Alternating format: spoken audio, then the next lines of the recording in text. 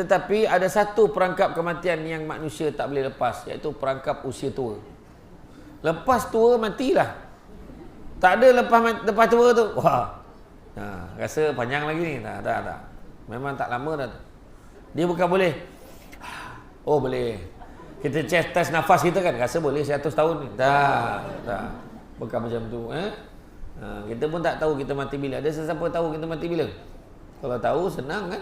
Tengah-tengah duduk ni, tiba-tiba terdengar bisikan, kau mati besok.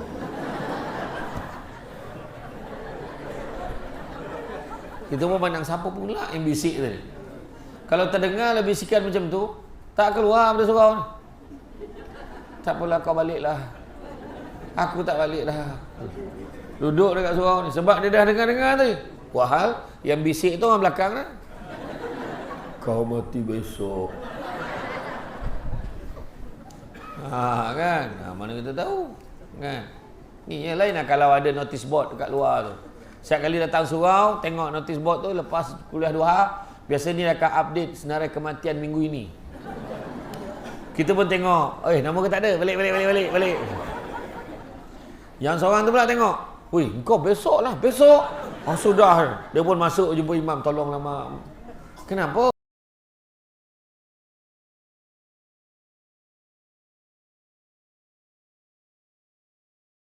InsyaAllah bahkan dimanfaatkan untuk kita agar apa yang disampaikan pada hari ini menjadi amal bagi penceramah kita yang datang daripada jauh. Tak perlu saya perkenalkan, semua pun sudah kenal Al-Fadhil Ustaz Syamsul Amri bin Ismail ataupun dia lebih dikenal dengan Syamsul Lebat yang bakal menyambut hari lahirnya pada bulan depan, ya.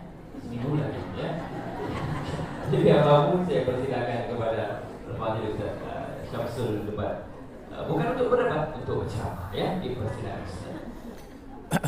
Cubaan 1 2. Testing 1 2 3.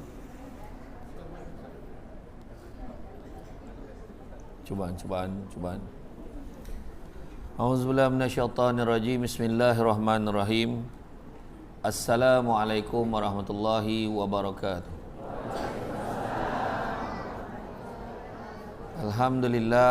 Alhamdulillahillazi arsala rasulahu bil huda wa dinil haqqi liyuzhirahu ala dini kullihi walau karihal kafirun walau karihal musyrikun walau karihal muslimun. Subhanaka la ilma lana illa ma 'allamtana innaka antal alimul hakim. Rabbi shrah li sadri wa yassir li amri wa hlul 'uqdatam min lisani yafqahu qawli. Alhamdulillah, syukur kepada Allah Subhanahu Wa Taala, segala puji bagi Allah Tuhan sekalian alam. Salat dan salam ke atas junjungan besar Nabi Muhammad sallallahu alaihi wasallam. Terima kasih banyak diucapkan kepada Fadil Ustaz Hasbi selaku pemudah acara program pada hari ini. Juga tuan pengurusi surau, tuan pegawai daripada kompleks sukan, pengurusan tertinggi Kompleks Sukan, pengurusan Surau Al-Firdaus, dan begitu juga pemimpin-pemimpin yang berkesempatan hadir pada hari ini, tuan-tuan dan puan-puan dan rahmati Allah sekalian. Syukur sangat-sangat pada hari ini dapat kita bersama-sama berada di dalam majlis ilmu yang mana Nabi sebut barang siapa yang mengikuti jalan-jalan ke majlis ilmu maka Allah akan anugerahkan kepadanya jalan-jalan ke syurga. Amin. Jangan lupa hashtag pergi syurga balik hari. Jadi orang tak dengar, orang belakang tak dengar. Mic. Cek.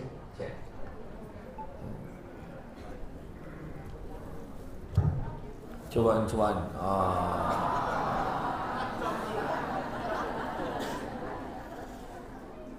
Jadi alhamdulillah hari ini kita berpeluang untuk bersama.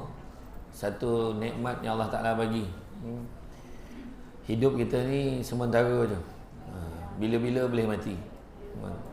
Jadi tiba-tiba dah sampai pada tahun baru hijrah. Kita baru sahaja berada dalam tahun baru hijrah, iaitu 1445 hijrah. Dan sekejap sahaja masa berlalu, maknanya kita dekat sangat dah nak mati. Macam itulah kan. Dah tak lama dah tu. Tak lama. Kalau kita rasa cepat sangat masa berlalu, itu dah merupakan tanda-tanda awal kita dah dekat dengan kematian. Jadi tajuk hari ini hijrah menuju husnul khatimah. Husnul khatimah ni adalah pengakhiran yang baik. Hidup kita ni memerlukan kepada penghijrahan dan perubahan ke arah kehidupan yang lebih baik. Dan bagi memulakan hijrah, kuatkanlah keyakinan diri kita kepada agama Allah Subhanahu Wa Taala terlebih dahulu. Kerana keyakinan diri ini, keyakinan yang kuat pada Allah akan membawa manusia kepada husnul khatimah. Sebab kalau kita tengok contoh kenapa kita ni susah nak beribadah, kadang-kadang ada dua sebab. Pertama, hawa nafsu, dan yang keduanya keyakinan. Saya ulang balik. Masalah kita untuk kita mendekatkan diri pada Allah, masalah kita untuk beribadah, untuk buat benda-benda baik, ada dua halangan yang paling utama. Yang pertama hawa nafsu, dan yang keduanya adalah keyakinan. Jadi hawa nafsu ni macam mana? Contohnya hawa nafsu menyebabkan dia tak buat benda. Contoh tengah makan, sedap makan, tiba-tiba terdengar azan, Allahu Akbar, Allahu Akbar. Kadang-kadang kita rasa berat nak meninggalkan makanan yang kita tengah makan. Tak apalah, kita habiskannya dulu. Nanti baru semayang. Dah habis makan, kenyang pula. Tunggu dulu. Tengok TV pula, sedap pula cerita ni. Tunggu iklan dulu. Sudahnya terlelap, langsung tak semayang. Sebab hawa nafsu. Ataupun tengah siap-siap, nak pergi mana bang? Abang nak pergi masjid. Abang nak pergi masjid. Abang kan dah janji kita nak makan sama-sama ke malam ni. Ya tak iya jugalah. Esok aja lah pergi masjid. Sebab isteri tadi, godaan daripada isteri tadi. Ataupun anak-anak sebut. Anak-anak, ayah pergi mana ya? Ayah nak pergi surau. Bukan ayah janji malam ni nak bawa pergi pasar malam ke? Tak iya pula kan. Yelah besok aja lah pergi. Jom kita pergi pasar malam. Jadi habis dengan hawa nafsu. Yang keduanya tak yakin. Betul ke datang majlis ilmu ni boleh dapat pahala banyak? Betul ke Tuhan siapkan jalan-jalan menuju ke syurga? Sembahyang jemaah berapa kali ganda pahalanya daripada sembahyang seorang-seorang? Berapa kali ganda? 27. Semua orang tahu. Tak ada siapa pun yang fikir-fikir dulu dalam 20 lebih macam tu lah. Tak pastilah Ustaz, tapi banyak lah. Tak, semua orang tahu 27 kali ganda. Tapi kenapa tak ramai? Sebab 27 kali ganda tu tak kelihatan dengan mata kasar kita. Kita tak nampak berapa banyak sebenarnya. Kita pun tak tahu berapa banyak sebenarnya. Menyebabkan jadi tak yakin. Jadi bagaimana cara nak mengatasinya? Mengatasinya adalah pertama hawa nafsu, kena berjuang lawan hawa nafsu. Abang kata nak pergi nak makan sama-sama. Alah kejap je abang pergi sembahyang kat masjid, balik nanti kita makanlah sama. Kan? Ataupun anak-anak ni kata nak pergi pasar malam. Selagi ayah kau tak datang pasar malam tu, tak tutup dia. Tunggu ayah pergi sembahyang dulu. Kuatkan semangat tu. Nampak tak?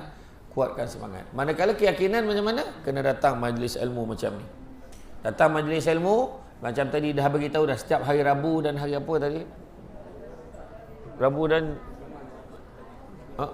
Jumaat Sabtu. Rabu Jumaat Sabtu ada kuliah, datang, jangan pilih penceramah. Kan, datang. Ni Samsul debat ni datang. Debat Samsul tak datang. Kan. Kan. Dipilih-pilih pula. Ustaz Asbi tu okey. Ustaz Asbi tu kelakar pergi Ustaz Asbi tu. Kan, jangan pilih, datang. Datang. Jadi mana majlis ilmu ni rugi kalau kita tak datang, sebab dengan kita belajar, maka kita akan dapat mempertingkatkan keyakinan kita. Sebagai seorang beriman, seharusnya meraihkan saat tibanya tahun baru dengan bermuhasabah untuk menilai kembali. Tengok kita kat mana sekarang. Kat mana kedudukan diri kita? Adakah kita ni macam mana dulu? Dulu macam mana, sekarang macam mana? Dulu tak semayang, sekarang tak semayang juga, contoh. Kan? Dulu mengumpat, sekarang lagi teruk mengumpatnya. Contohnya, tengok kedudukan kita dekat mana. Tengok. Dulu aku tak semayang, ya Allah, hari ni aku semayang dah. Dulu aku semayang tapi lambat, lewat aku solat. Sekarang aku nak solat awal waktu. Dulu aku solat awal waktu, tapi lepas solat je aku terus bangun. So lepas ni aku nak berdoa dulu. Dulu lepas solat aku doa, aku bangun. Tak, lepas ni aku nak solat, lepas tu aku nak zikir dulu, kemudian baru aku doa. Lepas tu macam mana? Aku lepas solat, zikir, doa, aku nak mengaji pula lepas ni. Contoh. Lepas tu aku solat, buat solat wajib je. Tapi aku tak pernah buat solat sunat. Lepas ni aku nak buat solat sunat. Maknanya, sentiasa nampak ada ruang untuk pembaharuan. Itu sebabnya Nabi sebut dalam peristiwa hijrah tu, Nabi kata, Wa man kanat hijratuhu ila dunya aw amaratin yankihuha fa hijratuhu ila ma hajara ilaih. Barang siapa yang hijrah hanya kerana nak menuju kepada dunia, ingin mendapatkan keuntungan dunia, atau kerana ingin mendapatkan wanita yang ingin dinikahinya, nescaya manfaat hijrahnya sesuai dengan apa yang dituju. Apa tujuan? Jadi tujuan yang paling baik sekali adalah hijrah kerana Allah dan Rasulnya. Dan Nabi kata selepas penghijrahan, tidak ada lagi penghijrahan. Nabi kata selepas Fathu Makkah, Nabi kata tak ada lagi dah. Yang ada cuma niat dan jihad. Yang ada cuma niat dan jihad. Nak menggambarkan kepada kita hari ini, niat pun susah. Contohnya macam saya sebut tadi kan, bawa-bawa lah datang ke majlis ilmu. So kita kena letak niat dalam hati, aku nak datang lah setiap hari, Rabu, Jumaat, Sabtu aku nak datang lah. Tapi ada setengah orang dalam hati, kau cakap lah aku hari ni je datang, aku tak datang dah, contohlah kan. Jadi nak ubah niat tu bukan senang. Macam orang lelaki kan, contohnya saya kata berhenti-berhentilah mokok, kan berubah muka tu, kan berubah, bukan senang. Sebab dia dah biasa mokok, dia degil, tetap nak mokok pada yang mokok, betul tak? Macam itulah, contohlah kan, contoh kan, dia kadang dia lantaklah rokok pula usiknya, marah dia kan, contoh. Jadi mak dia kata bukan senang nak mengubah niat tu pun susah kan. Kadang-kadang jom kita kurus, mari kita kurangkan berat badan kita. Jadi ada yang cakap leceh lah, makan lagi sedap, makan aje lah kan. Contoh. Jadi makna kata niat tu susah dah.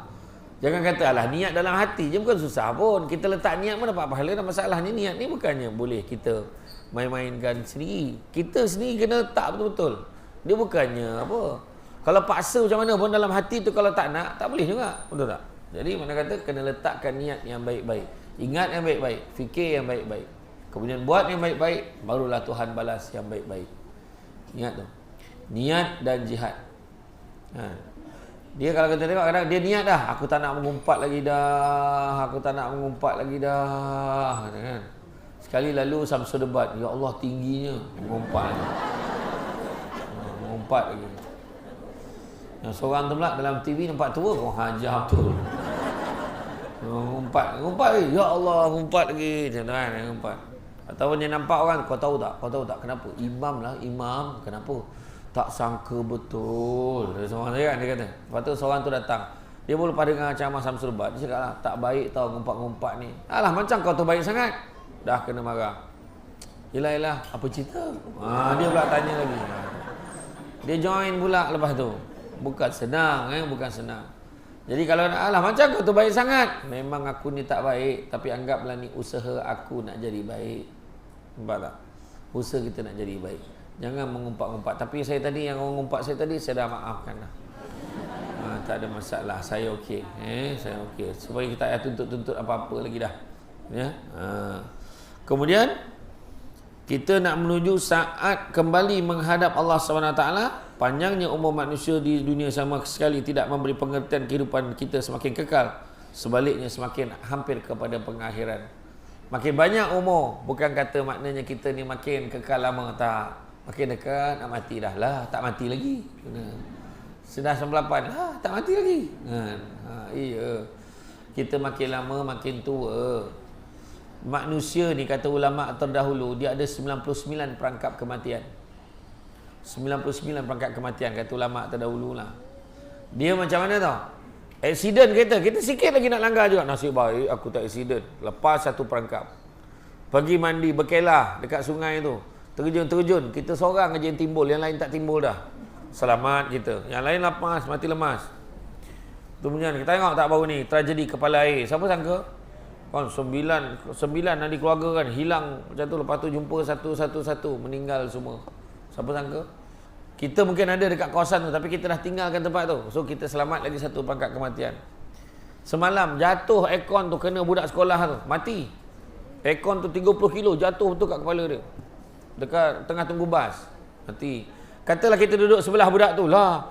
Kalau aku duduk sana tadi aku mati. Nampak tak? Terlepas satu lagi pangkat kematian. Tetapi ada satu perangkap kematian yang manusia tak boleh lepas, iaitu perangkap usia tua. Lepas tua matilah. Tak ada lepas tua tu. Wah. Rasa panjang lagi ni. Tak. Memang tak lama dah. Dia bukan boleh. Oh boleh. Kita test nafas kita kan, rasa boleh 100 tahun ni. Tak. Bukan macam tu. Kita pun tak tahu kita mati bila. Ada sesiapa tahu kita mati bila? Kalau tahu senang kan. Tengah-tengah duduk ni, tiba-tiba terdengar bisikan, kau mati besok.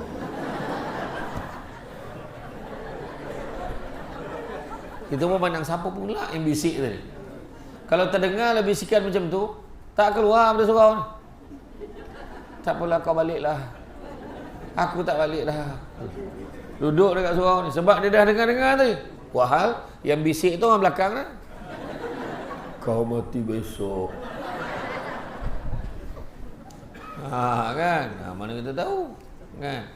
Ni yang lain lah kalau ada notice board dekat luar tu. Setiap kali datang surau, tengok notice board tu, lepas kuliah duha, biasa ni akan update senarai kematian minggu ini. Kita pun tengok, nama ke tak ada? Balik. Yang seorang tu pula tengok, engkau besok lah, besok. Sudah. Dia pun masuk jumpa imam, tolonglah imam. Kenapa? Imam pun tanya, kenapa? Tolonglah imam. Saya nak kedui anak saya minggu ni. Dapat seminggu jadilah tangguh. Seminggu jadilah. Imam pun cakap, saya tak janjilah. Kita cuba. Ya Allah Tuhanku, sesungguhnya hamba ni, siapa nama? Dia tanya. Ya bismillah. Namanya ni sepulan bin sepulan ni, dia minta sangat, ya Allah, tangguhkan kematian dia, ya Allah. Kalau ikutkan sepatutnya dia mati besok. Dapat seminggu jadilah dia nak kenduri anak dia, ya Allah. Walhamdulillahirabbil alamin. Kau pergi tengok senarai tu. Dia pun pergi tengok. Padam nama dia. Dah yang bawah pula naik atas. Aku pula mati ni paha dia. Dah seorang tu pula masuk jom mam tolonglah mam. Dah tak berhenti kerja imam tu. Kan? Tak, dia tak macam tu. Tak ada siapa pun tahu. Jangan terpedaya dengan muda sebab mati tak syarat tua. Jangan terpedaya dengan sehat sebab mati tak syarat sakit. Ada orang tu nampak elok je dalam surau ni. Mati. Aku dah cakap jangan sandar kat dinding. Ni contoh. Jangan beralih. Ni contoh aja. Saya akan panjang umur semua ya. Kan? Menyesal pula sandar kat dinding. Kan? Contoh je lah. Ya, aku dah cakap jangan ambil gambar bertiga, nanti tengah mati. Dah cakap dah jangan ni, macam-macam. Tak, itu kebetulan aja. Ada orang tu nampak elok je, mati dia besok. Petang tu elok mati tercekik sudu. Isteri kan garang kan ni. Abang, mati kat sini. Jangan garang orang perempuan, Jadi, hidup ni memerlukan pengejaran ke arah perubahan yang lebih baik. Mengelakkan kehidupan yang biasa dengan statik. Rasulullah mengingatkan tidak akan ada lagi penghijrahan lepas kota Makkah, namun yang tinggal adalah niat dan juga jihad. Perjuangan kita nak melaksanakan apa yang kita niatkan. Contohnya niat apa? Nak kuruskan badan. Kenapa nak kuruskan badan? Nak kuruskan badan kerana Allah. Kenapa pula? Nak ringankan badan, mudah nak beribadah pada Allah. Bukannya nak kuruskan badan sebab nak cantik. Kan? Sebab muka kalau dah tak boleh blur tu kan, memang tak boleh blur juga. Muka kau memang tak cantik, kau tak payah nak kau kurus pun tetap tak cantik. Bukan itu maksud saya tu. Cantik tu sendiri subjektif.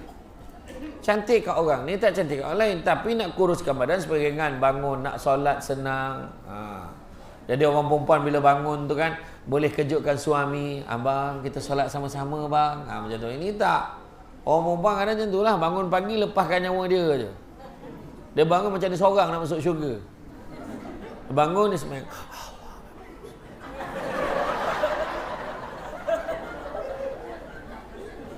Lepas bagi salam ya. Assalamualaikum. Assalamualaikum. Lepas tu dia lap, dia pandang suami atas katil.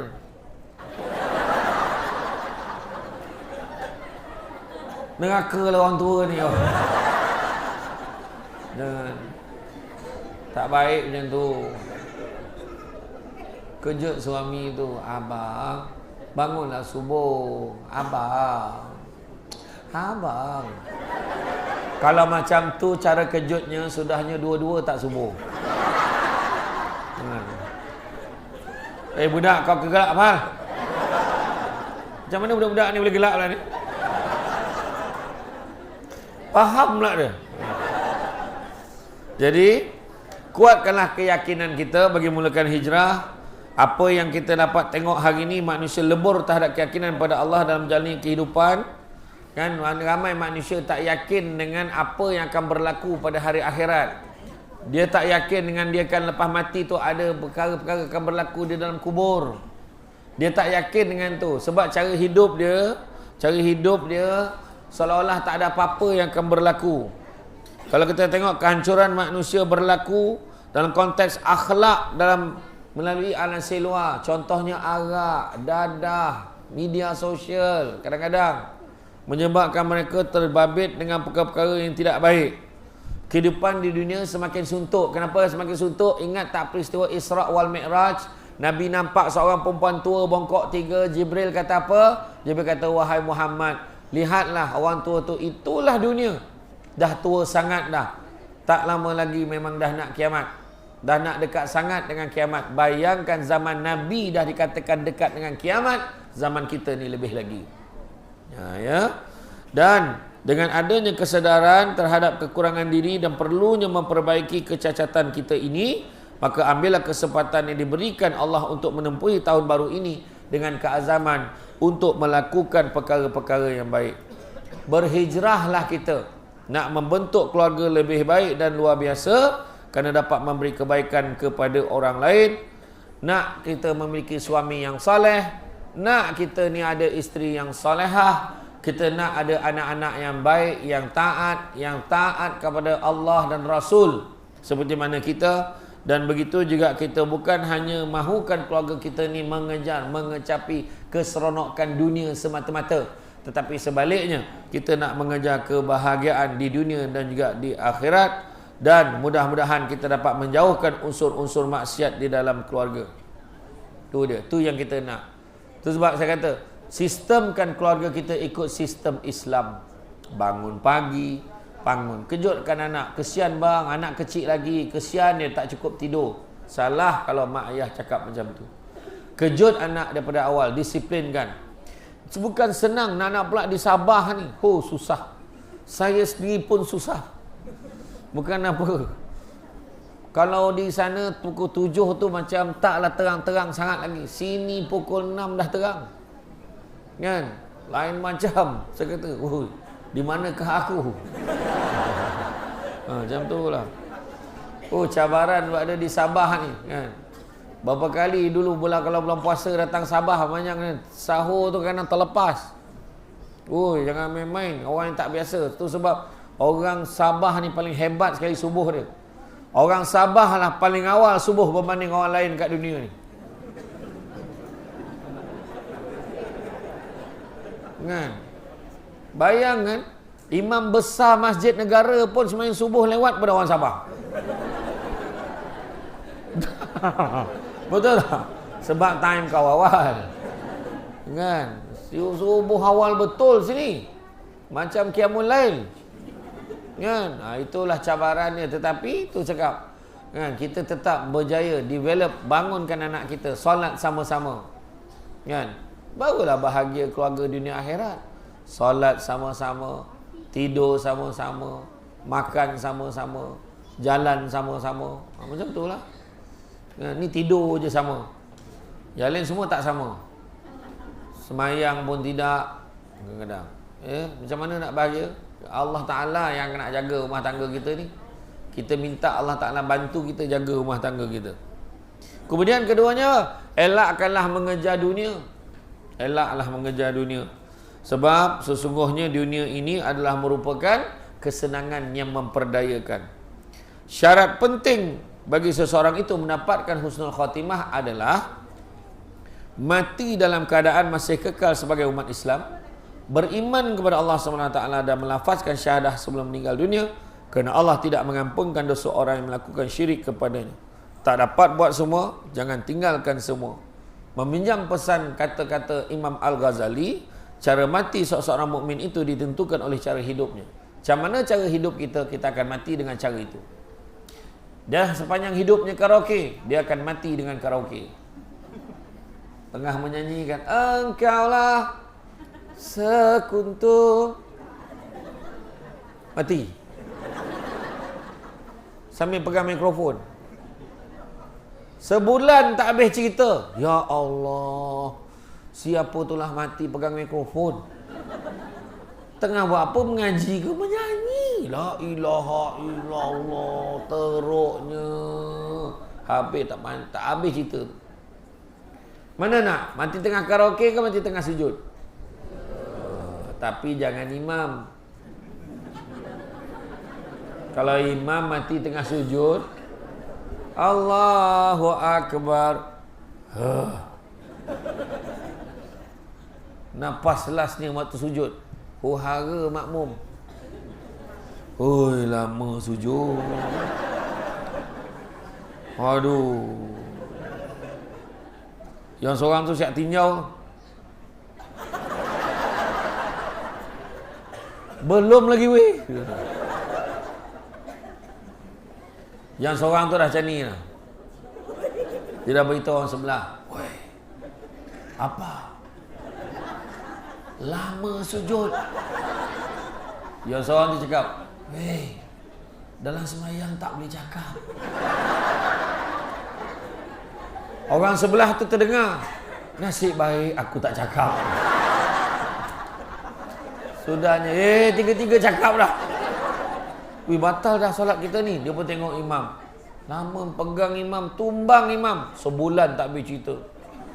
Ya Allah, beruntunglah engkau. Suami kau mati tengah sujud. Suami kau adalah imam, orang baik. Ya Allah. Itulah kata isteri. Saya reda dia pergi, tapi tak tahulah siapa nak ganti. Orang perempuan ni pula. Perangai orang perempuan ni. Tak. Ingat, asal jahat je lelaki. Asal jahat lelaki. Bukan semua lelaki macam Emir tau. Emir dengan Khalid, perempuan itu, saya tak tengok orang share dalam TikTok. Kan? Betul. Tu cakap tu. Kan? Ada juga perempuan yang macam tu. Kan? Jadi, kita tengok macam mana. Ada satu kisah tu, seorang budak ni. Dia belajar. Dia hafal Quran 30 juzuk. Dia tak sakit, tak ada apa. Tiba-tiba meninggal dunia. Pada waktu tengah hari itu meninggal dunia dengan keadaan dia sedang berpuasa sunat. Cuba fikir. Benda ni berlaku di sebuah pondok di Kelantan. Dia ni tak ada kawan, tapi bila orang menguruskan jenazah bawa ke masjid, yang sembahyangkan dia ramai. Mereka bergebut-gebut nak angkat jenazah dia.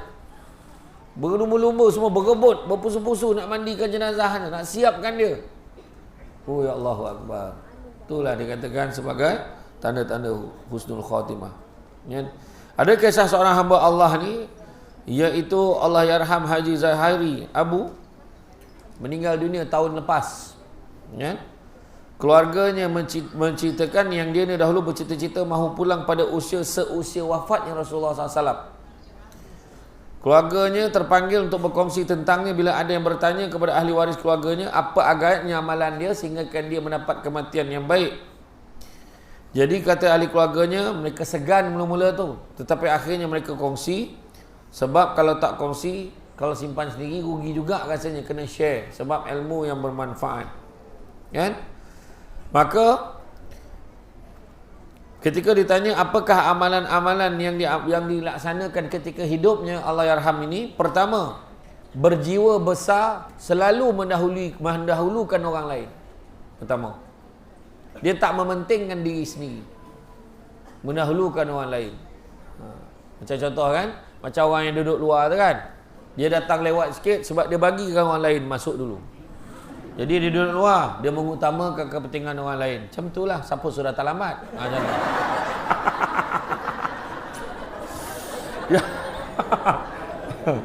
Yang kedua, Allah, gurau. Bagus surau ni. Aircon mahal ni. Aircon apa tu? Yok. Aircon pasang, tingkap buka, sejuk sampai ke jalan ni.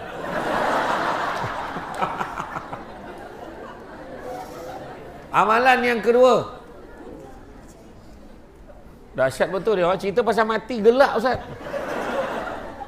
Yang kedua, selawat, selawat dan selawat. Apa maksud selawat? Apa maksud selawat? Saya pernah tanya soalan ni dalam ceramah maulud dekat satu masjid kat Kuala Pilah. Saya tanya, makcik apa maksud selawat makcik? Makcik apa maksud selawat? Menjawab seorang makcik tu. Nak ceramah-ceramah lah, tanya pula tu. Marah pula aku. Ui, silap orang aku tanya. Samsing makcik ni. Masuk selawat ni mendoakan keselamatan dan kesejahteraan orang lain. Kalau untuk Nabi, kita mendoakan keselamatan dan kesejahteraan Nabi. Jadi itu sebabnya bila disebutkan tentang bila kita berselawat pada Nabi, Allah dan malaikat berselawat 10 kali pada kita bila sekali kita selawat pada Nabi. Ya?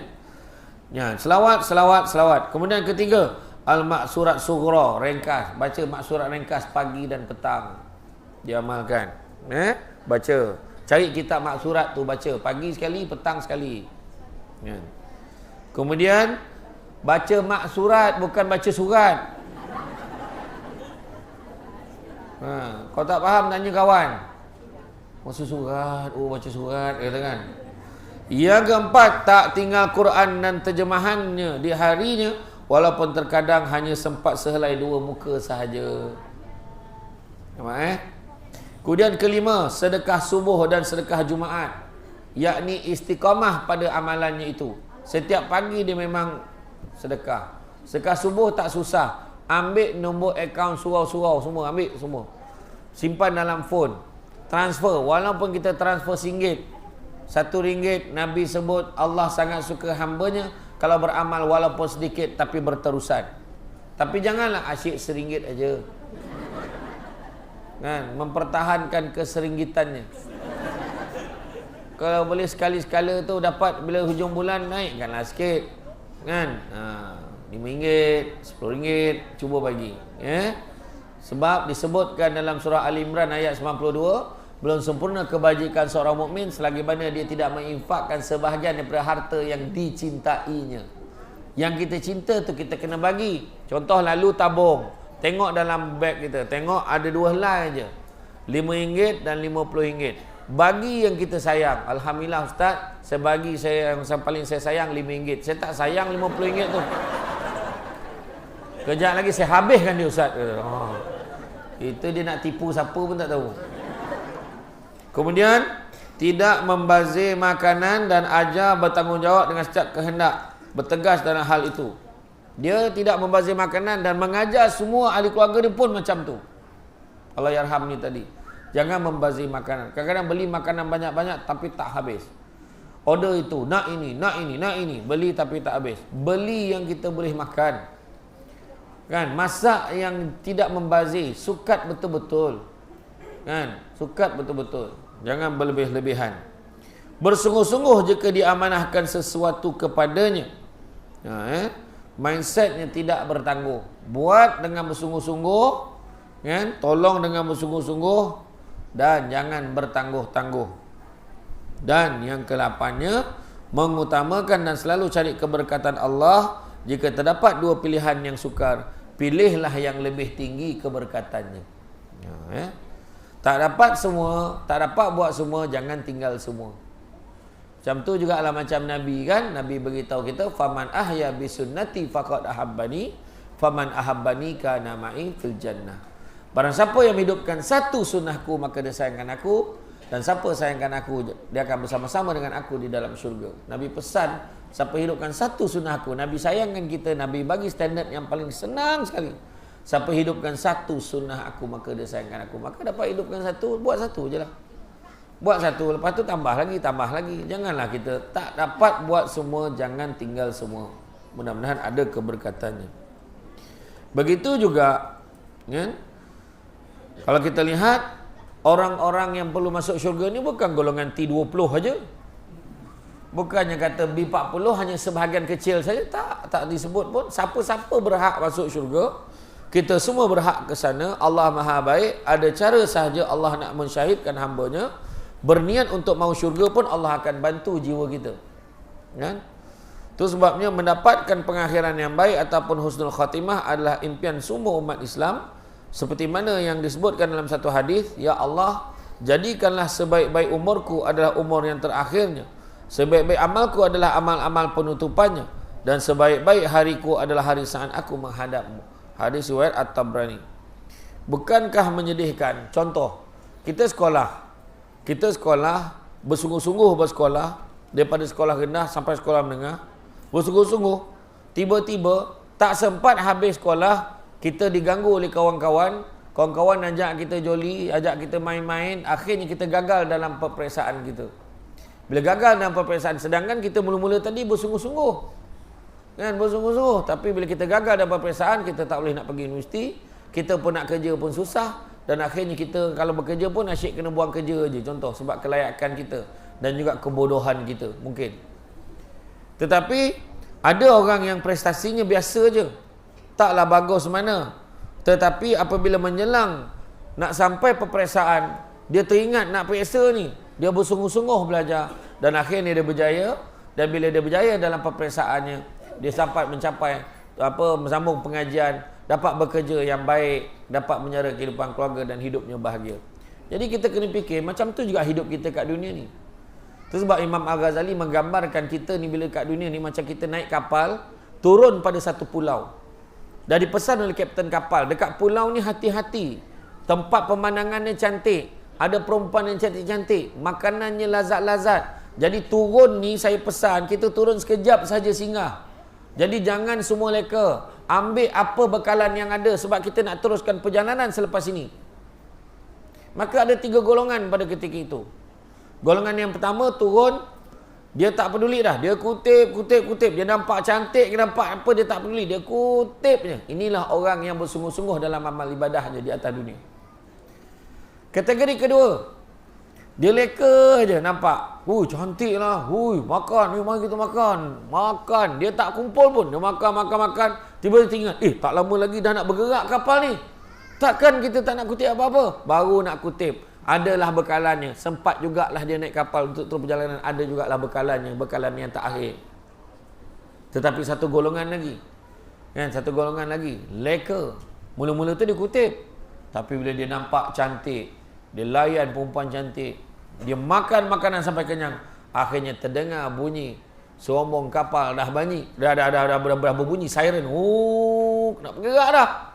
Barulah dia sedar yang bekalan dia masih lagi kosong.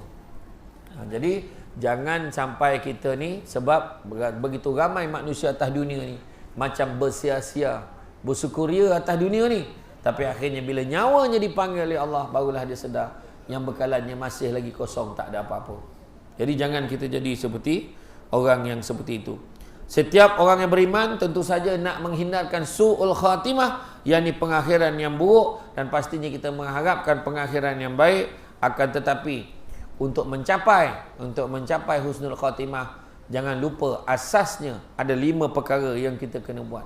Yang pertama tadi yang sebenarnya dah sebut macam mana diamalkan oleh arwah tadi tu, memperbanyakkan sedekah kita. Nampak tabung jangan senyum.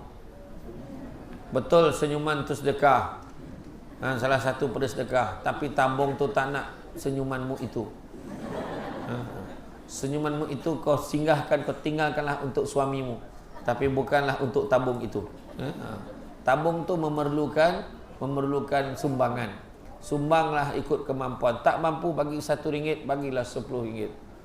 Tak mampu bagi RM10, bagilah RM100. Saya tak bawa duit ustaz, lurutkanlah jam, gelang tangan mana yang ada, masukkanlah dalam tabung tu.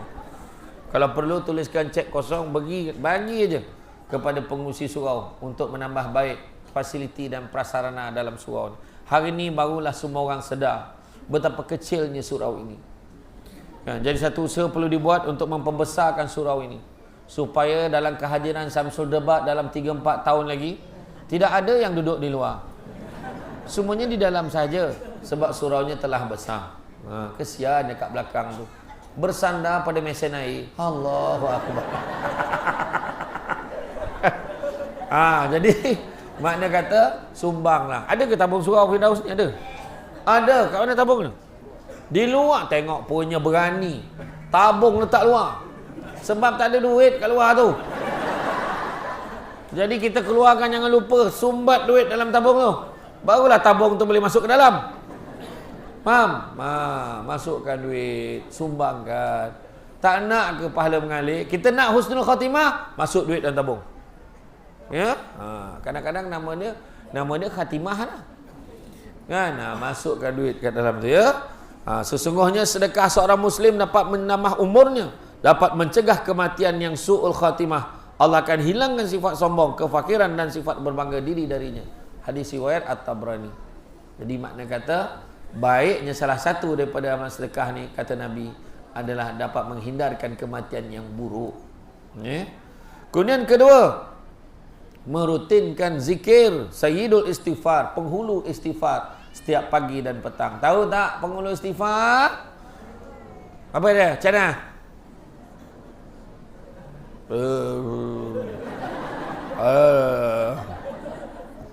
Kan penghulu istighfar apa? Allahumma anta rabbi la ilaha illa anta khalaqtani wa ana abduka wa ana ala ahdika wa wa'dika mastata'tu a'udzubika min syarri ma sana'tu abu laka bi ni'matika alayya wa abu bi dzambi faghfirli fa innahu la yaghfiru dzunuba illa ant.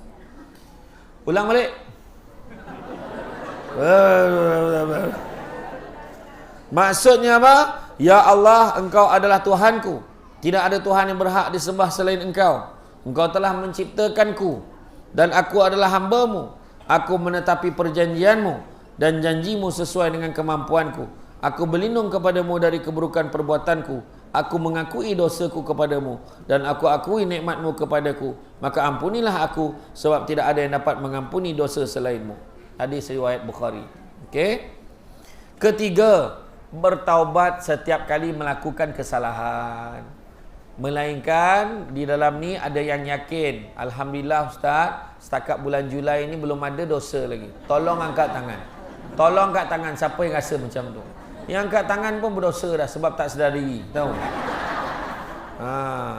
Kita ni berdosa tak? Berdosa. Nabi kata sungguhnya manusia itu berdosa dan sebaik-baik manusia yang berdosa itu bertaubat kepada Allah. Minta ampun kepada Allah banyak-banyak, kan? Dan orang-orang apabila mengerjakan perbuatan keji atau menganiaya diri mereka sendiri, mereka ingat akan Allah lalu memohon ampun terhadap dosa-dosa mereka. Dan siapa lagi yang dapat mengampuni dosa selain daripada Allah? Dan mereka tidak meneruskan perbuatan kejinya itu sedangkan mereka mengetahui. Surah Ali Imran ayat 135. Itu sebabnya kalau kita diminta ampun dengan Allah kan, bila kita dah rasa dah buat dosa je terus bertaubat. Ya Allah, ampunilah aku ya Allah. Itu sebabnya lepas sembahyang jangan sombong. Lepas bagi salam kan, Assalamualaikum warahmatullahi, Assalamualaikum warahmatullahi. Kalau lepas bagi salam dia terus bangun balik, dia sombong dengan Allah. Jadi kalau paling tidak istighfar tu minta ampun kepada Allah. Istighfar macam mana? Astaghfirullah. Sahabat bertanya, kaifa nastaghfir ya Rasulullah? Nabi ajak astaghfirullah, Nabi ajak. Astaghfirullah. Kalau kajian ni, astaghfirullahalazim. Kajian lagi. Astaghfirullahalazim allazi la ilaha illa wal hayyul qayyum wa atubu ilaih. Kajian lagi. Allahumma anta rabbi la ilaha illa anta khalaqtani wa ana abduka wa ana ala ahdika wa wa'dika mastata'tu a'udzubika min syarri ma sana'tu abu laka min ni'matika alayya wa abu bi dzambi faghfirli fa innahu la yaghfiru dzunuba illa ant. Ataupun Astaghfirullah innallah kana tawwaba. Astaghfirullah innallah kana tawwaba. Astaga Nabi tak ajar. Astaga. Ya. Jadi kalau paling sibuk, kalau sibuk sangat pun kan, al-maklumlah kerja kat kompleks sukan, sibuk. Contoh. Lepas bagi salam ya, Assalamualaikum warahmatullahi, Assalamualaikum warahmatullahi. 3 kali. Astaghfirullah, astaghfirullah, astaghfirullah.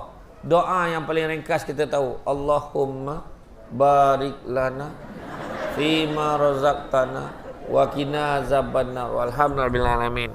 Doa apa? Siapa cakap? Allahumma barik lana, ya Allah berkatilah kami fima razaqtana, kata rezeki kami, wa qina azabannar, dan jauhkanlah kami pada azab api neraka. Mana makan? Tu doa yang bagus apa?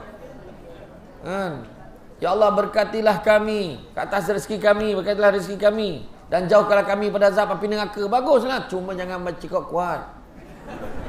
Astagfirullah, astagfirullah, astagfirullah. Budak sebelah tu dengar, dah makan. Kalau nampak hantu pun, nampak lembaga, balik-balik malam gelap tu nampak tinggi, nampak lembaga yang menakutkan, macam tu je baca. Allahumma barik lana fima razaqtana wa qina azabannar. Lari. Kenapa dia lari? Dia cakap, dengan aku nak dimakannya. Hantu pun tahu tu doa makan tahu. Kemudian yang keempat, berhati-hati dalam memilih teman dalam pergaulan. Sebab bila kita nak berubah, nak jadi baik, kita kena bercampur dengan orang-orang yang baik. Antara tempat-tempat nak jumpa manusia yang baik adalah surau Al-Firdaus. Nampak tak? Semua baik-baik. Ada orang cakap, pergi surau belum tentu lagi baik. Betul. Tapi ada harapan jadi baik. Pergi kelab malam belum tentu lagi tak baik. Betul. Tapi ada harapan jadi tak baik. Mana pernah orang dekat kelab malam tu tengah joget-joget, berhenti. Kenapa? Isyak.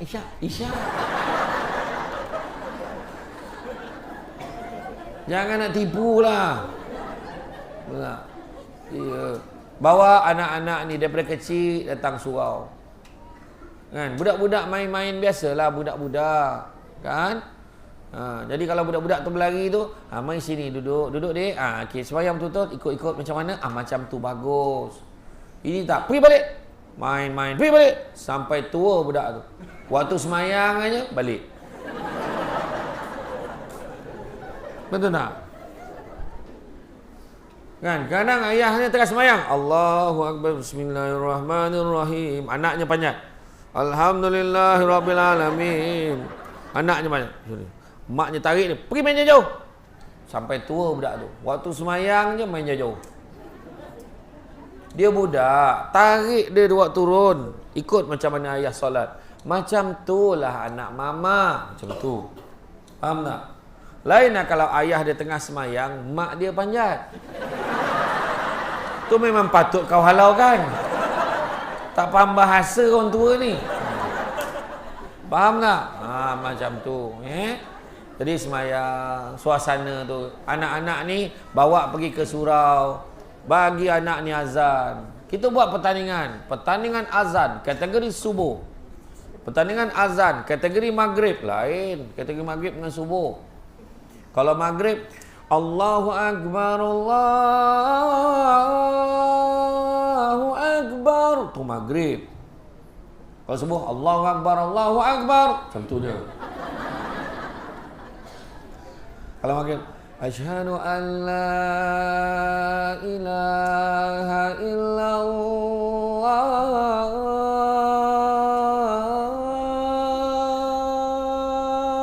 Macam tu. Subuh, Asyhadu an la ilaha illallah. Macam tu je. Kalau maghrib, hayya 'alas shalah.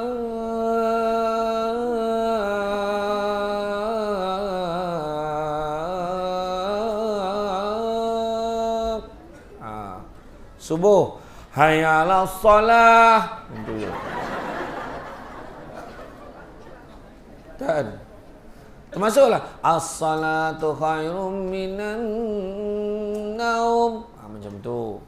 Tak boleh lah. As-salatu khairum minan naum. Tidur kan? Ataupun as-salatu khairum minan naum. Hui, ini marah betul Bilal ni. Peranjat kau. Bangun tu, marah Bilal ni, bangun. Kadang kesian dekat kampung-kampung tu, bukan dekat Tawau, tempat lain. Kadang semayang pagi, kadang orang tu dah keluar nak pergi semayang, masuk rumah balik. Takut. Mana taknya? Apa tu? Itu bukan. Hui, bunyi apa tu? Kadang kesian Bilal kan, dah tua-tua kesian. Dia tengok orang tak ada. Dia kalau ada orang tu dia semangat. Allahu Akbar, Allahu Akbar. Dia semangat, ramai. Dia tengok orang tak ada. Dia pun Allah Akbar, Allahu Akbar. Allah.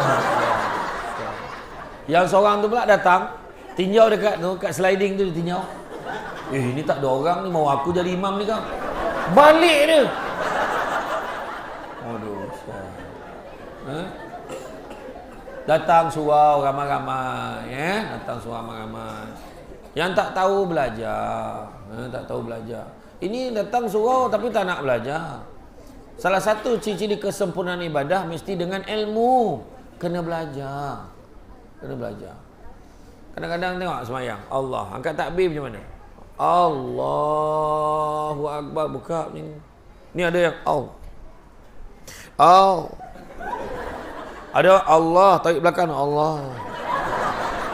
Ada nak Allah. Ini guru silat apa? Macam-macam. Kena belajar. Kena belajar. Lepas tu dah tak belajar, duduk saf depan, duduk belakang imam pula tu. Katalah imam terlupa. Law anzalna hadzal Qur'ana ala jabalin la ra'aytahu khashi'an mutasaddian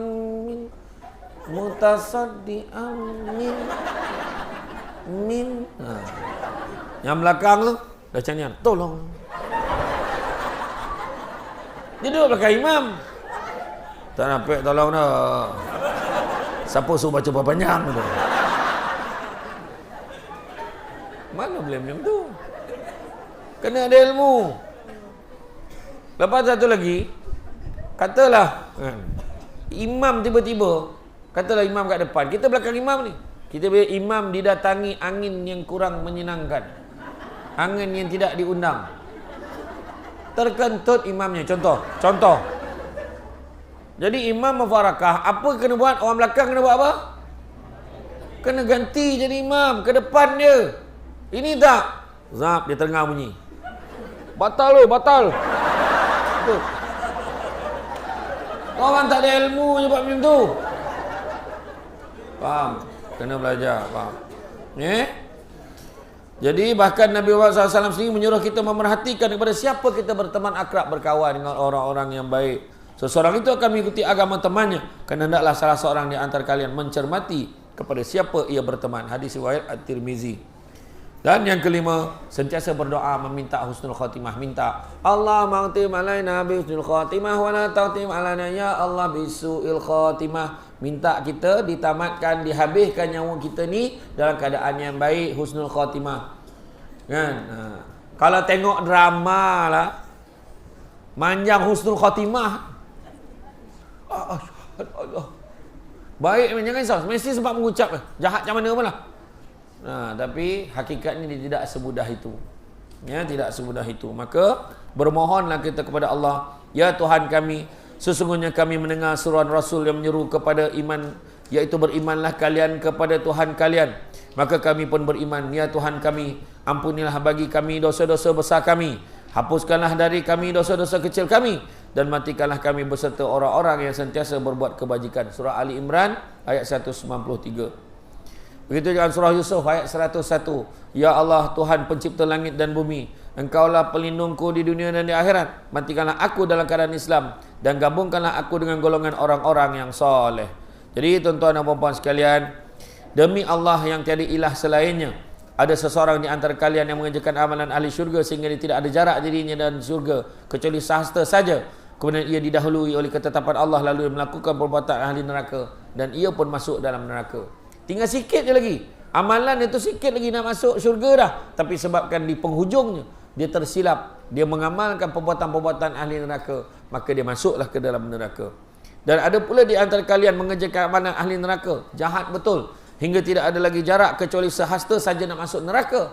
Kemudian dia didahului oleh ketetapan Allah, lalu dia melakukan perbuatan ahli syurga. Disebabkan hujung tu dia buat perbuatan ahli syurga, maka ia pun masuk ke dalam syurga. Hadis riwayat Bukhari. Jadi penting pengakhiran kita. Tu sebab kadang-kadang kita nampak orang tu jalan pakai seksi, rambut pegang, neraka lah tu. Kita cakap, kita tak tahu pengakhiran dia macam mana. Tu sebab kita yang datang surau ni, aku datang surau takkan nak tak masuk syurga. Belum tahu lagi. Tengoklah pengakhiran macam mana. Tu sebab jangan putus berdoa lah. Sebab waktu kita akan menyusul tiba, semoga husnul khatimah juga menjadi rezeki kita semua bersama. Moga kita semua di dalam rahmat dan kasih sayang Allah sentiasa. Mudah-mudahan saya doakan kita semua berjaya di dunia dan di akhirat. Saya doakan mudah-mudahan kita berjaya mendapat apa yang diidam-idamkan. Semua di dunia ini kita dapat menjalankan tugas-tugas kita sebagai hamba Allah dengan baik. Mudah-mudahan Allah merealisasikan hasrat kita untuk menggapai syurga Allah dengan yang permintaan awal kita, iaitu kita minta mudah-mudahan kita dikurniakan husnul khatimah. Mudah-mudahan kita beri kesudahan yang baik. Maka ingatlah yang baik-baik, fikir yang baik-baik, buat yang baik-baik. Mudah-mudahan Allah balas yang baik-baik. Jangan lupa hashtag tuan-tuan dan puan-puan sekalian. Jadi itu saja daripada saya.